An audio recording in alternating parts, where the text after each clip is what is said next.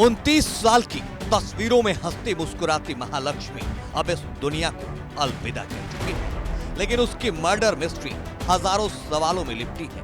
इसके परत दर परत तब खुलेंगे जब इसकी हैवानियत की हद से गुजरकर हत्या करने वाला कातिल पुलिस के गिरफ्त में आएगा। समूचा देश उस हैवान को देखना चाहता है जिसने एक 29 साल की खूबसूरत सी लड़की को किसी जानवर की तरह 30 टुकड़ों में काट डाला और उसकी लाश को उसके ही फ्रिज में डालकर छोड़ गया। जिसने भी हैवानियत वाले इस हत्याकांड को सुना और देखा, वो हर शख्स कातिल के बारे में जानना चाह रहा है। हालांकि कत्ल की गुत्थी सुलझा लेने और कातिल की पहचान कर लेने का दावा करने वाली बेंगलुरु पुलिस ने अभी नाम का खुलासा नहीं किया है।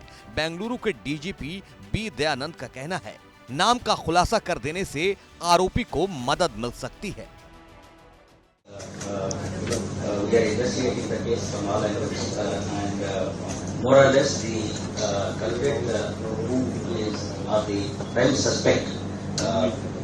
who is likely to have committed this nasty offense. He is identified. The only thing is we are yet to apprehend him, in the sense we have not yet caught him. So as and when the person is caught and his interrogation is done, then we will be able to provide further details. The prime suspect has already been identified.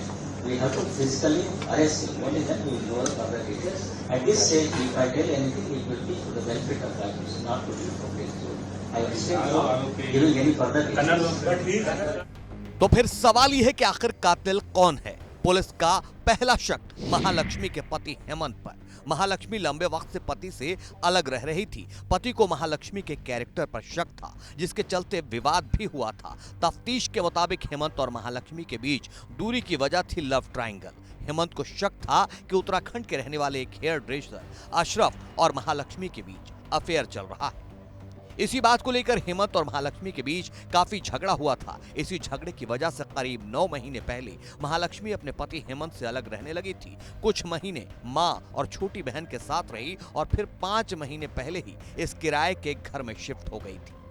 Police का दूसरा शक अशरफ पर, जिस अशरफ को लेकर महालक्ष्मी और उसके पति की लड़ाई हुई थी, वो भी कातिलों के लिस्ट में शामिल। लेकिन सूत्र बता रहे हैं कि बेंगलुरु पुलिस अब तक महालक्ष्मी के पति हेमंत दास और उस हेयर ड्रेसर अशरफ से लंबी पूछताछ कर चुकी है। लेकिन इन दोनों से शुरुआती पूछताछ के बाद पुलिस इस नतीजे पर पहुंची है कि महालक्ष्मी के कत्ल में इन दोनों का कोई हाथ नहीं।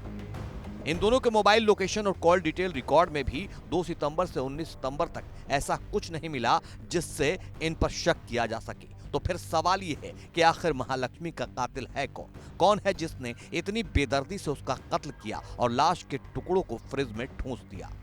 दरअसल पुलिस को सबसे बड़ा सुराग पड़ोसियों से मिला है। पड़ोसियों ने कई बार एक अजनबी शख्स को महालक्ष्मी के घर से पिक और ड्रॉप करते देखा है, लेकिन वो शख्स कौन है कोई नहीं जानता। बेंगलुरु पुलिस के मुताबिक वो इस बात का पता लगाने की कोशिश कर रही है कि आखिर वो अजनबी है कौन। बकौल पुलिस बहुत मुमकिन है कि महालक्ष्मी का कातिल वही अजनबी हो। सूत्र तो ये भी बता रहे हैं कि उस अजनबी की जानकारी बेंगलुरु पुलिस के पास है। उसका नाम भी उन्हें पता है। यहां तक कि ये भी पता है कि महालक्ष्मी के कत्ल के बाद वो भुवनेश्वर के रास्ते पश्चिम बंगाल जा चुका है। पुलिस इसलिए उसके नाम का फिलहाल खुलासा नहीं करना चाहती ताकि वो अलर्ट न हो जाए।